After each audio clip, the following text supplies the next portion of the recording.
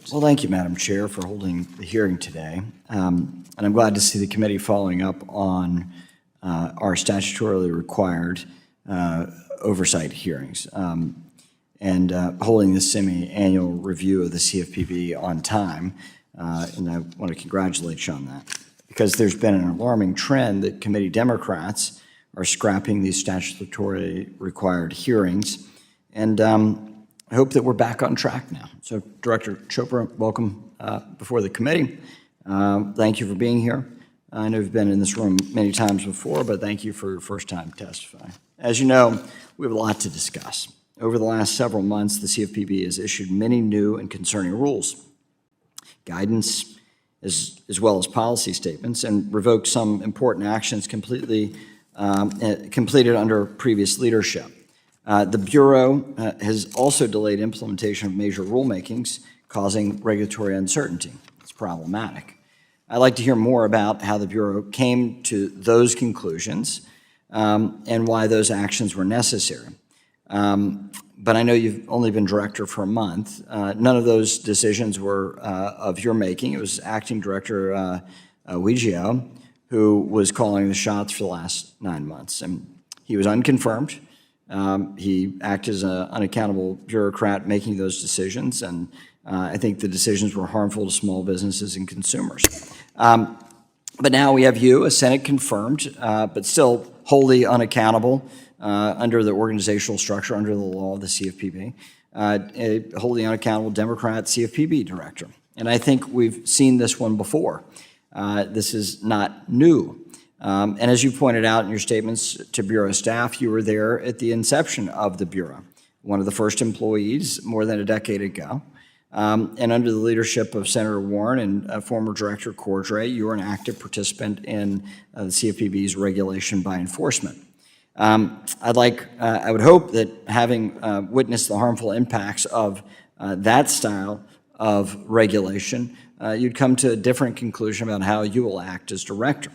The Bureau's overreach was substantial at the time, but frankly, what we've heard from you in your statements is that you, or like many of the Democrats who we've been dealing with here on the Hill, the Democrats seem to have learned nothing and yet forgotten nothing. And you've made it clear in your statements that the CFPB will be run by basically Richard Cordray 2.0.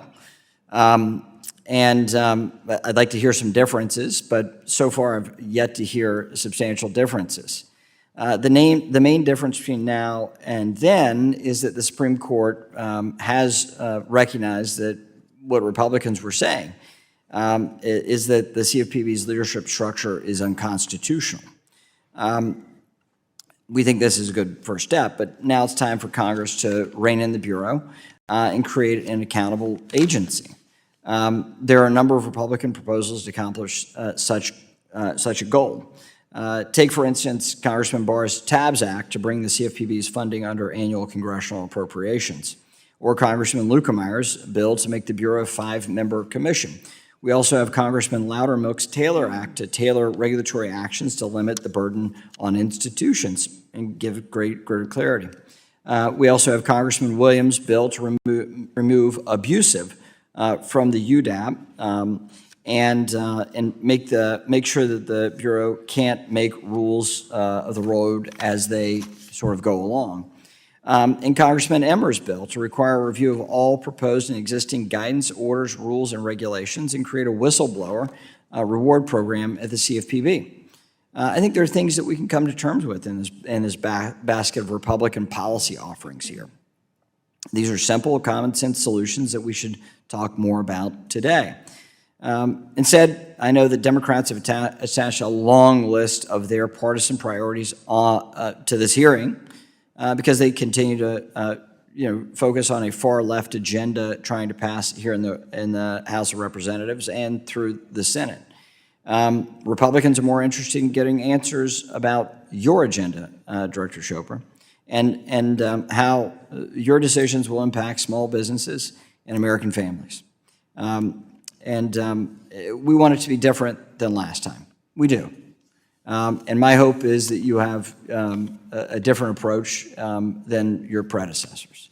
Madam Chair, I ask unanimous consent to insert for the record the list of Republican initiatives in more detail of the Without reforms to the objection. Bureau to ensure that it actually helps consumers.